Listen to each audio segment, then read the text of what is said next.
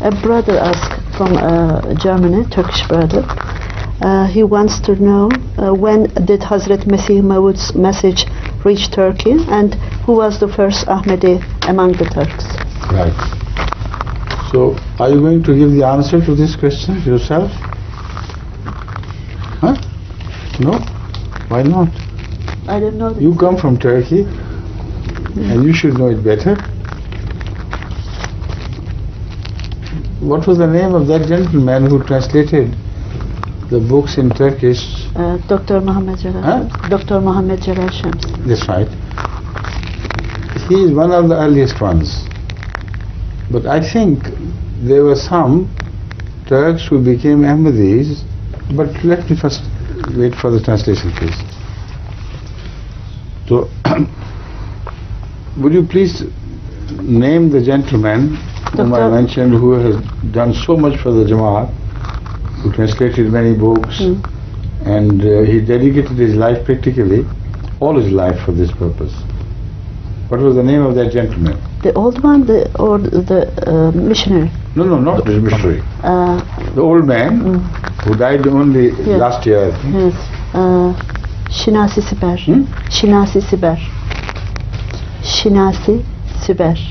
Shinasi Tebash. Siber. Siber.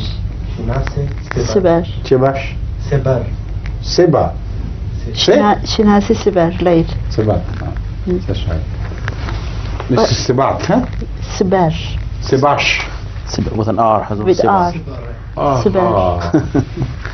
Your R is pronounced in a manner that I couldn't follow it. The English generally do not pronounce the last R. Yeah, but we do. You do. But I couldn't actually, I'm sorry for that. Sebar. Yes. Correct? Yes. Right. So, do you know when he became an Ahmadi? How long ago? But before him, I think there must be someone. But I'll come to that. The known Ahmadis in the recent past, or even some remote past, with whom I have been in touch, or whom I know personally, Yes. they're very dedicated people. Mr. Sebar is the one who is the oldest of all the Ahmadis which live today. 60 Correct? years ago. What? About 60 years ago. Yes, he died. Yes. No, higher. He accepted Ahmadiyya. No, I'm not talking of him then. You are mentioning a different person altogether. There was a Turk Ahmadi before you became an Ahmadi. Yes. Who was known to be an Ahmadi for a long time. I wanted to ask about his name. Yes, that is his name. Which is Sabar. Yes. And you say he became Ahmadi only 6 years ago. 60 years. 60 years ago. Oh, again the problem of Muslim. You said 60. Yes, 60. Fine, that is true. He became an Ahmadi 60 years ago. But even before him, I know Ahmadiyyat had reached Turkey, not only directly but also through Iran, through Persia, and also through Palestine, I think.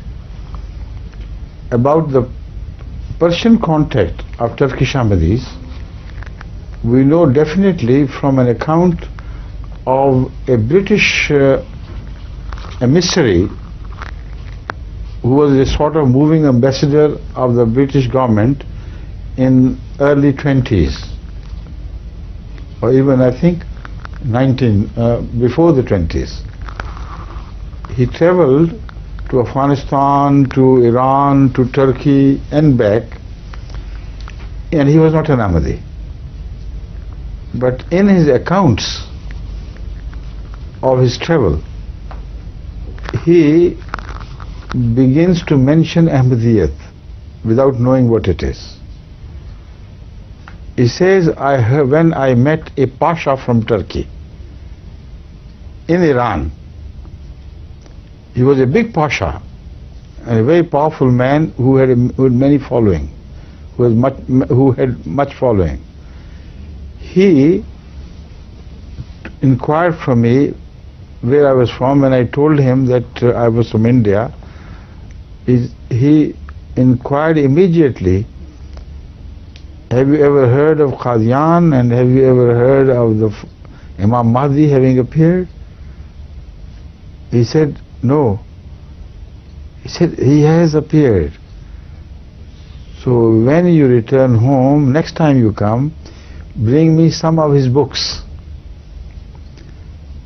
So he said, when I returned to India, again I forgot to take the books, and I met the same Pasha elsewhere, and immediately he pointed his finger at me. Have you brought any books? And he said he was very dedicated. And another person he mentioned in his memoirs was a captain of a ship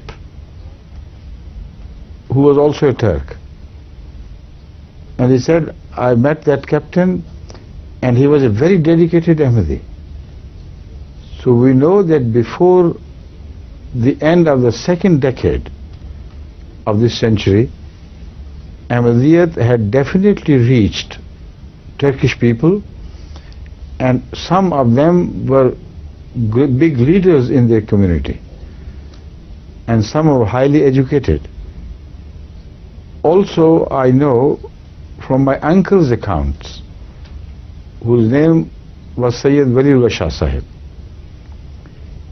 when he went to Palestine, he also went to Turkey and participated in some struggle against the British or against the Russians, I don't remember, but he did participate in that fight on behalf of the Turks.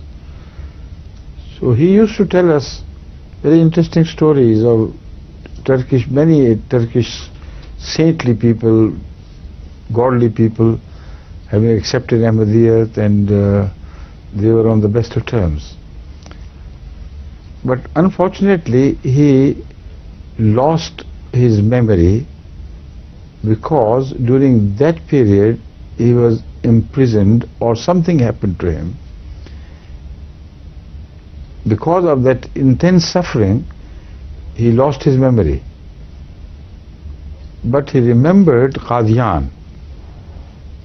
So it was the British government who conveyed him back to Qadian.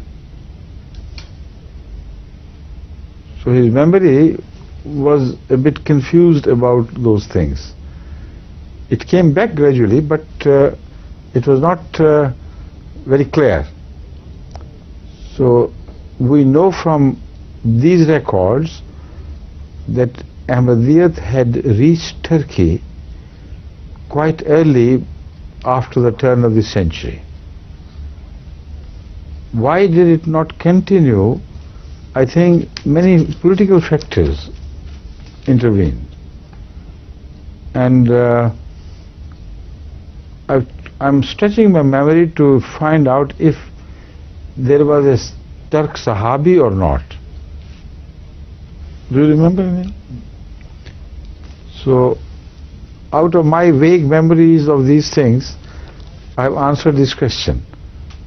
But I expect, as always happens, our history specialists will immediately be at it now.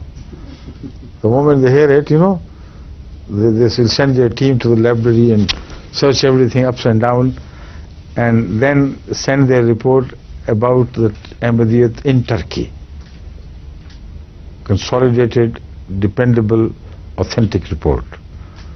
And tomorrow, inshallah, if it comes, and I'm sure it will come by tomorrow, I'll be able to speak more on this subject. Satisfied? To a degree, yes. And the answer can be given tomorrow, because already we have crossed the limit of the time.